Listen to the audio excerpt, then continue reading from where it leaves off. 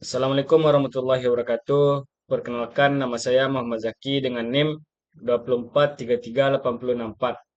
Dalam video ini saya akan mempresentasikan laporan makalah yang dengan mata kuliah material teknik yang berjudul Destructive Testing dan Non-Destructive Testing dengan dosen pengampu Bapak Andrel Arafat STMN PhD.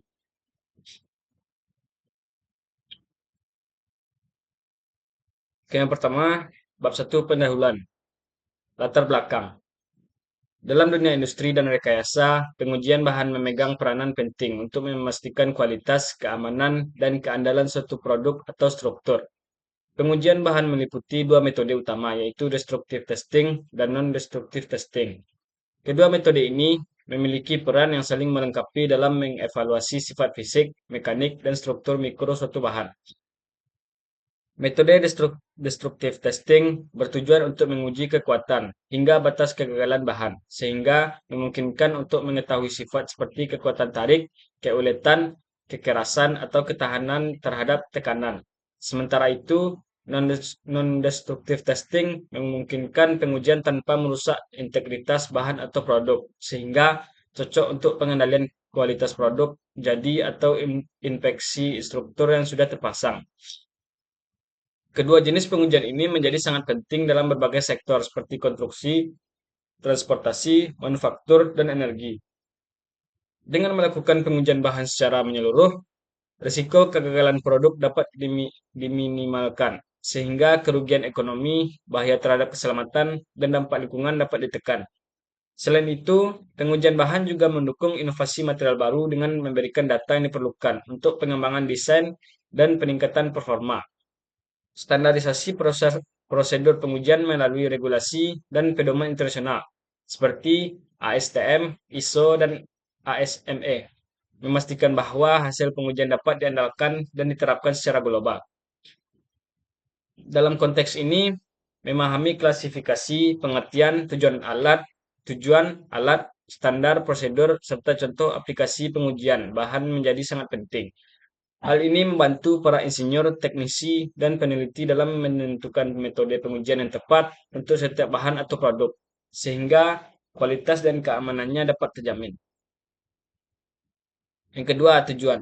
Tujuan dari laporan ini antara lain: satu, memahami pengertian pengujian bahan; dua, mengklasifikasikan jenis pengujian; tiga, menjelaskan tujuan pengujian bahan; empat, mengulas alat dan standar yang digunakan; lima, menyajikan contoh pentingnya pengujian bahan; enam, meningkatkan pemahaman akan signifikansi pengujian bahan.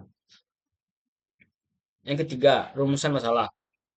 Satu, apa pengertian dan perbedaan antara destructive testing dan non-destructive testing? Dua, bagaimana klasifikasi pengujian bahan berdasarkan metode yang digunakan? Tiga, apa tujuan utama dari pelaksanaan destructive testing dan non-destructive testing? Empat, alat apa saja yang digunakan dalam pengujian bahan, baik untuk DT maupun NDT? Lima, standar internasional apa yang menjadi acuan dalam pelaksanaan pengujian bahan? Enam, bagaimana prosedur pelaksanaan pengujian bahan untuk masing-masing metode? Tujuh, apa saja contoh penerapan penting pengujian bahan dalam berbagai sektor industri? Dan yang kedelapan, mengapa pengujian bahan menjadi aspek penting dalam pengembangan material baru dan pengendalian kualitas produk? Semua pertanyaan yang berada di rumusan masalah akan dibahas di kajian teoritis. Yang pertama, pengertian. Pengujian bahan merupakan salah satu langkah penting dalam proses evaluasi material untuk memastikan kualitas, performa, dan keamanannya. Metode pengujian bahan dapat dibedakan menjadi dua kategori utama, yaitu destructive testing dan non-destructive testing. Landasan teori ini akan menjelaskan aspek-aspek dasar dari kedua metode tersebut, mencakup pengertian, klasifikasi, tujuan, alat, standar, prosedur, dan contoh penerapannya. Destructive testing yaitu metode pengujian yang melibatkan penghancuran atau pengubahan permanen pada material untuk mengukur batas kemampuan material, seperti kekuatan tarik, kekerasan, atau daya tahan terhadap beban. Yang kedua, non-destructive testing, yaitu metode pengujian yang dilakukan tanpa merusak integritas material atau struktur, sehingga memungkinkan inspeksi terhadap material yang sudah jadi atau sedang digunakan. Yang kedua, klasifikasi pengujian bahan. Pengujian bahan dapat diklasifikasikan berdasarkan sifat material yang diuji dan metode pengujiannya. Pertama, destructive testing. Uji tarik, uji tekan, uji kekerasan, uji kelelahan, dan uji impact.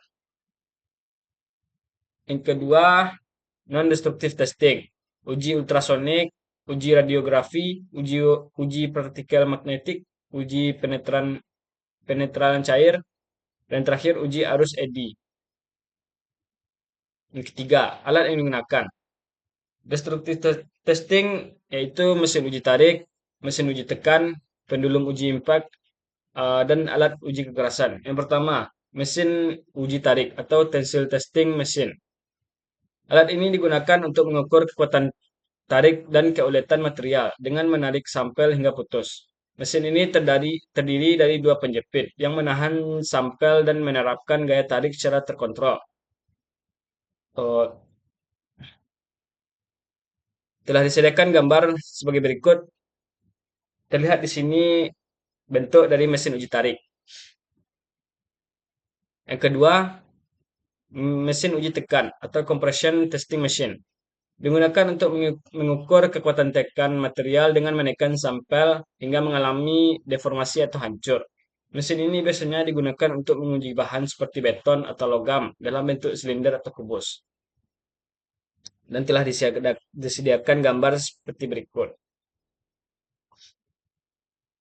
Yang ketiga, pendulum uji impact.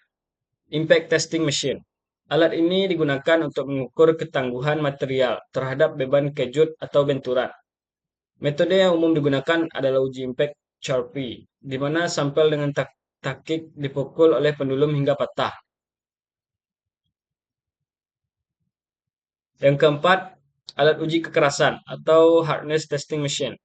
Digunakan untuk menentukan kekerasan permukaan material dengan menekan indenter ke permukaan sampel dan mengukur kedalaman atau ukuran lekukan yang dihasilkan.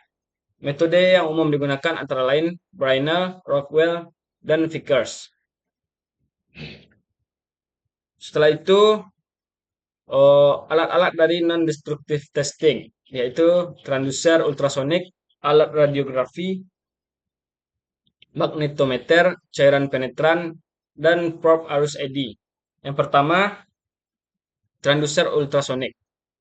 Alat ini digunakan untuk mengirim dan menerima gelombang ultrasonik dalam pengujian ultrasonik. Transducer mengubah energi listrik menjadi gelombang suara frekuensi tinggi yang merambat melalui material untuk mendeteksi cacat internal. Yang kedua, alat radiografi. Perangkat ini memanfaatkan sinar X atau sinar gamma untuk menghasilkan gambar internal material atau komponen. Digunakan untuk mendeteksi cacat seperti retakan, porositas, atau inklusi dalam logam dan bahan lainnya. Yang ketiga, magnometer. Instrumen yang mengukur kekuatan dan arah medan magnet. Dalam konteks NDT, magnetometer dapat digunakan untuk mendeteksi anomali magnetik yang menunjukkan adanya cacat atau perubahan dalam material ferromagnetik. Yang keempat, cairan penetran. Cairan khusus yang digunakan dalam uji penetran cair untuk mendeteksi cacat permukaan seperti retakan atau pori-pori. Cairan ini diaplikasikan pada permukaan material dan meresap ke dalam cacat. Kemudian dengan bantuan pengembang atau developer, cacat tersebut menjadi terlihat.